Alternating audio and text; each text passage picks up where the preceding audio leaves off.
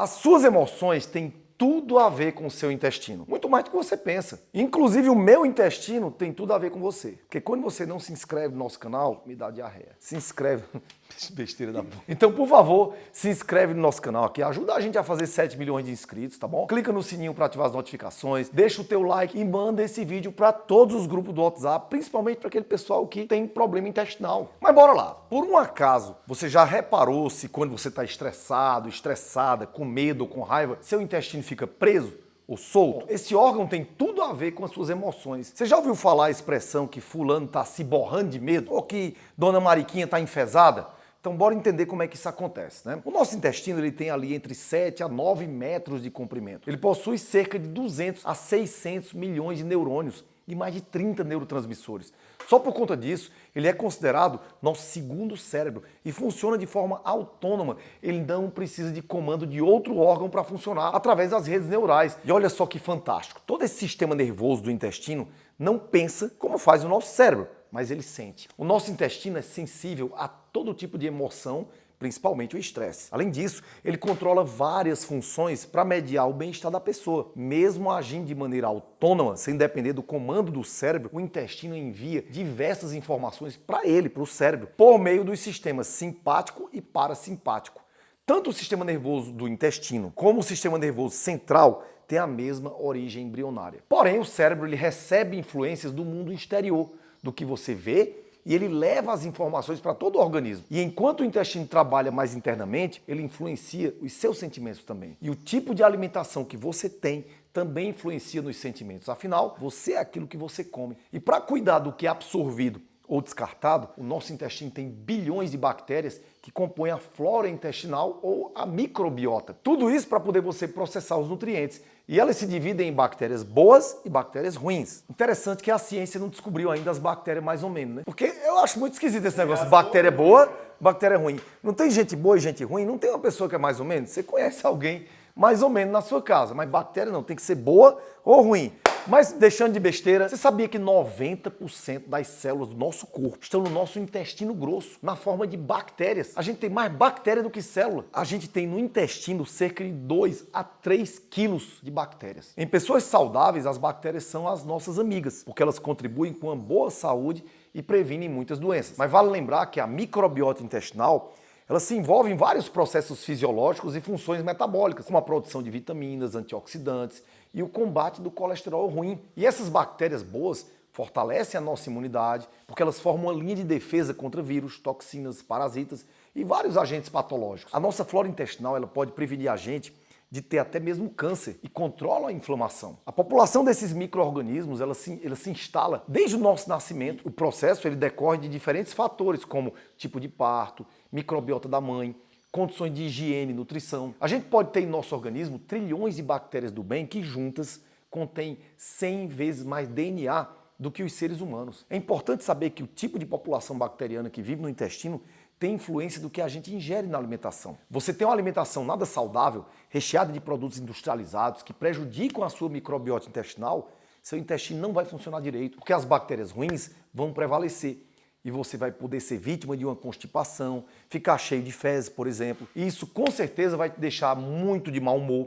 Afinal, não é à toa que o sinônimo de mal-humorado é enfesado. Quem é que não lembra da expressão do tipo, Jaqueline está enfesada, está enjoada, né? Até as expressões populares refletem a relação entre o sistema gastrointestinal e as emoções e o modo de encarar a vida. Pessoas com constipação alimentam sentimentos de raiva, se aborrecem demais e podem até ter depressão. Já as que sofrem com diarreia apresentam sinais de angústia, medo e também depressão. As que se sentem nauseadas, que comem além da conta, sentem-se abarrotadas, entediadas e irritadas com tudo ao seu redor. A depressão, por exemplo, deveria ser encarada de uma maneira mais sistêmica. Muitas vezes os quadros de depressão poderiam ser aliviados se houvesse uma investigação sobre o intestino do paciente, que está se entupindo às vezes de antidepressivos. Aí você me pergunta, mas Dayan, o que é que tem a ver o intestino preso com depressão? Tudo. A serotonina, que é o neurotransmissor do bem-estar, que está ligada ao tratamento da depressão, a sua produção acontece 95% no nosso intestino. Os outros 5% são no cérebro. No sistema nervoso do intestino, a serotonina cuida do bom funcionamento do trânsito intestinal, controla os sintomas de náusea e envia sinais para o cérebro. A sua ação também contribui com a redução de inflamações nesse órgão e tem um papel de grande importância no tratamento e na prevenção de doenças e transtornos mentais como a depressão. Então, se você cuida da sua saúde e da saúde do seu intestino, as chances da depressão se instalar ficam menores. Ao contrário, altos índices de serotonina podem levar à síndrome do intestino irritável, ou seja, também o intestino solto, a diarreia. Além da serotonina regular o humor, a serotonina também influencia no ritmo cardíaco, no sono, na memória, na temperatura corporal, na sensibilidade e nas funções cognitivas. Ela é responsável também por nos atribuir a sensação de alegria, elevar a confiança, nos acalmar, deixar a gente motivado e com a astral lá em cima. E ó, aqui vai um recadinho para o mulherio, viu? Muitas mulheres prendem um cocô porque ficam com vergonha, né, de fazer o número 2 fora de casa. E aí só vão ao banheiro depois que terminam a viagem, que terminam isso, aquilo. Você precisa saber que isso prejudica o funcionamento do intestino. E aí prejudica a sensibilidade do reto e resseca as fezes. E vocês sabiam que a serotonina tem relação direta com a libido, já que os seus níveis interferem na intensidade do apetite sexual? Quando os índices de serotonina estão baixos, pode apostar que a pessoa se encontra mal-humorada, estressada, principalmente por 2 motivos: intestino preso e falta de sexo. Um outro neurotransmissor tão importante quanto a serotonina é a dopamina, que atua no retardo do esvaziamento do estômago. Além disso, ela beneficia a memória, o aprendizado, o humor, a atenção. Ela ativa as sensações de prazer e bem-estar e combate a ansiedade e a depressão. Essa substância também ajuda a controlar o apetite, a melhorar o sono, a regular as funções mentais e motoras, estimula a secreção de sódio pelos rins e é precursora de outros neurotransmissores como a adrenalina e a noradrenalina. E o que é que a falta de dopamina faz? Pode causar cãibra, tremor, perda de equilíbrio, dificuldade de mastigar ou engolir, sensação de fadiga, mal de Parkinson e depressão. Dayan, você falou lá atrás que alimentos industrializados em excesso prejudicam a flora intestinal, funcionamento do intestino, interfere nas nossas emoções. Então, a alimentação tem tudo a ver com o nosso humor, não é? Sim, exatamente isso.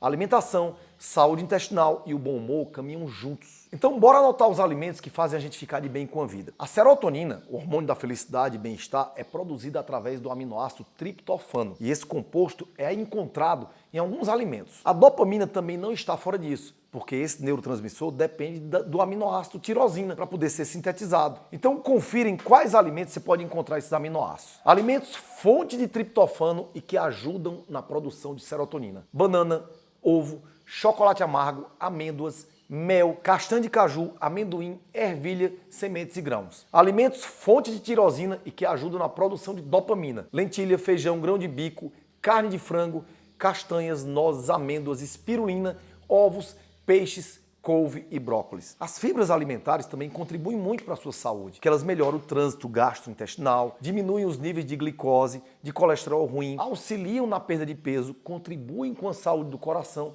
e dão aquela fortalecida no sistema imunológico. As fibras alimentares são carboidratos vegetais não digeríveis pelo organismo.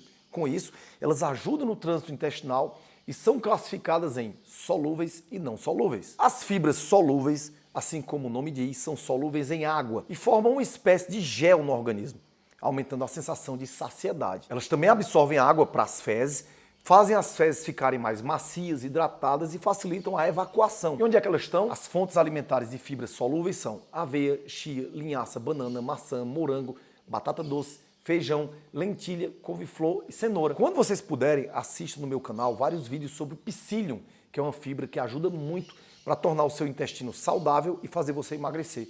O link está em algum lugar aqui da tela. Já as insolúveis, elas não absorvem água e por essa razão não aumentam a sensação de saciedade, mas elas favorecem a eliminação de toxinas pelas fezes e previnem problemas como prisão de ventre e hemorroidas. As fontes alimentares de fibras insolúveis são amendoim, uva passa, abacate, pera, maçã, pêssego e nozes. E um outro ponto importante, não dá para abordar a saúde intestinal sem falar dos probióticos e prebióticos. Os probióticos são simplesmente os micro-organismos vivos que melhoram a nossa flora intestinal.